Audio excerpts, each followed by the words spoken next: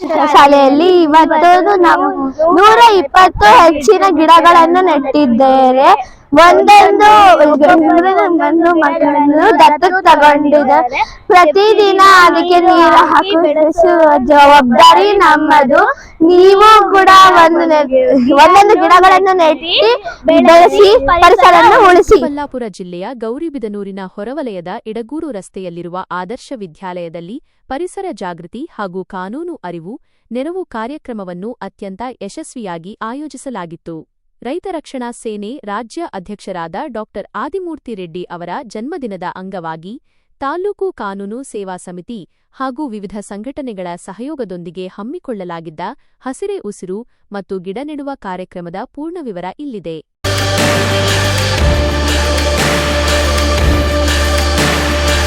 ಗೌರಿಬಿದನೂರಿನ ಆದರ್ಶ ವಿದ್ಯಾಲಯದಲ್ಲಿ ಪರಿಸರ ರಕ್ಷಣೆ ಮತ್ತು ಕಾನೂನು ಅರಿವಿನ ಸಂದೇಶ ಸಾರುವ ವಿಶೇಷ ಕಾರ್ಯಕ್ರಮ ಜರುಗಿತು.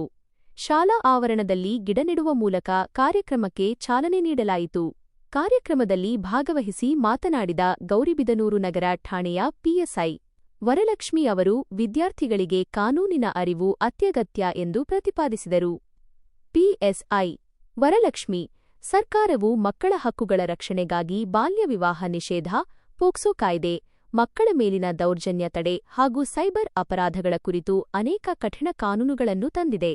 ವಿದ್ಯಾರ್ಥಿಗಳು ತಮ್ಮ ಶಾಲಾ ಹಂತದಿಂದಲೇ ಈ ಕಾನೂನುಗಳ ಬಗ್ಗೆ ಜಾಗೃತಿ ಹೊಂದಿರಬೇಕು.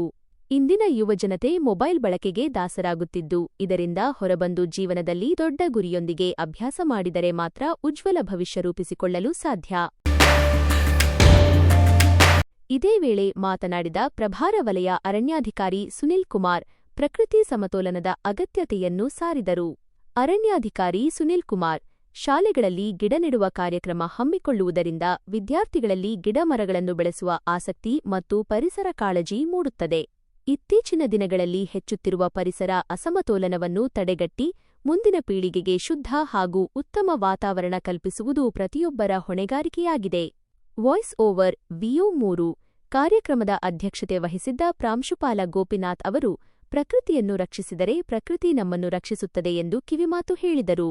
ಪ್ರಾಂಶುಪಾಲ ಗೋಪಿನಾಥ್, ಮನುಷ್ಯ ಉತ್ತಮ ಗುಣಮಟ್ಟದ ಜೀವನ ಸಾಗಿಸಲು ಮೊದಲು ಉತ್ತಮ ಪರಿಸರವನ್ನು ನಿರ್ಮಿಸಿಕೊಳ್ಳಬೇಕು. ನಾವು ಪ್ರಕೃತಿಯನ್ನು ಕಾಪಾಡಿದರೆ ಪ್ರಕೃತಿ ನಮ್ಮನ್ನು ರಕ್ಷಿಸುತ್ತದೆ. ಪ್ರಮುಖರ ಉಪಸ್ಥಿತಿ. ಈ ಅರ್ಥಪೂರ್ಣ ಕಾರ್ಯಕ್ರಮದಲ್ಲಿ ನ್ಯಾಯವಾದಿ ಗೋಪಾಲ್, ಅರಣ್ಯ ಇಲಾಖೆಯ ವಾಸು, ಪರಿಸರವಾದಿ ಚೌಡಪ್ಪ, ಡಾ. ಮಮತಾ, ಪಿಯುಸಿ ಕಾಲೇಜಿನ ಪ್ರಾಂಶುಪಾಲ ರವೀಂದ್ರ ಅವರು ಪರಿಸರ ಹಾಗೂ ಕಾನೂನು ಅರಿವಿನ ಬಗ್ಗೆ ವಿದ್ಯಾರ್ಥಿಗಳಿಗೆ ಮಾರ್ಗದರ್ಶನ ನೀಡಿದರು.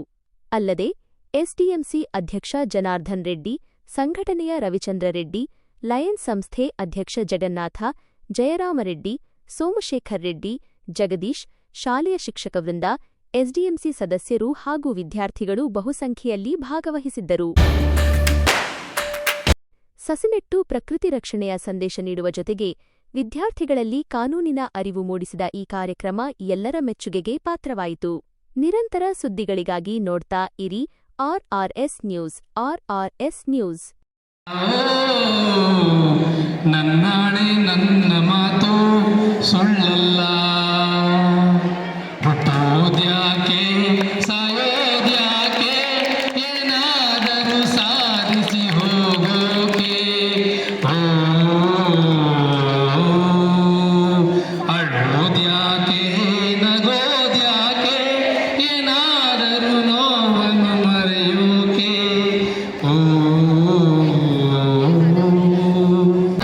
ಹಸಿರು ಶಾಲೆ ಅನ್ನುವಂತಹ ಕಾರ್ಯಕ್ರಮದ ಅಡಿಯಲ್ಲಿ ಹಾಗೂ ತಾಲೂಕು ಕಾನೂನು ಸೇವಾ ಸಮಿತಿಯ ವತಿಯಿಂದ ಕಾನೂನು ಅರಿವು ಕಾರ್ಯಕ್ರಮವನ್ನು ನಾವು ಇವತ್ತು ನಮ್ಮ ಶಾಲೆಯಲ್ಲಿ ಹಮ್ಮಿಕೊಂಡಿದ್ವಿ. ಈ ಒಂದು ಸಂದರ್ಭದಲ್ಲಿ ನಮ್ಮ ಶಾಲೆಯ ಆವರಣದಲ್ಲಿ ಸುಮಾರು 120ಕ್ಕೂ ಹೆಚ್ಚು ಗಿಡಗಳನ್ನು ನೆಡ್ತಕ್ಕಂಥ ಕಾರ್ಯಕ್ರಮ ಬೆಳಗ್ಗೆ ಉದ್ಘಾಟನೆ ಮೂಲಕ ಆಯಿತು. ಇವೆಲ್ಲ ಕೂಡ ಗಿಡಗಳನ್ನು ನೆಟ್ಟಿದ್ದೀರಿ, ಅದನ್ನು ಪೋಷಣೆಯನ್ನು ಕೂಡ ಮಾಡ್ತಕ್ಕಂಥ ಜವಾಬ್ದಾರಿ ನಮ್ಮೆಲ್ಲರದ್ದು ಆಗಿರುತ್ತೆ. ಈ ಒಂದು ಕಾರ್ಯಕ್ರಮವನ್ನು ಮಾಡಬೇಕು ಅಂತ ನಮ್ಮ ಆದಿಮೂರ್ತಿ ರೆಡ್ಡಿ ಅವರು STMC ಸದಸ್ಯರು ಸದಾ ಒಂದು ಸಭೆಗೂ ಗೈರು ಹಾಜರಾಗಿದೆ.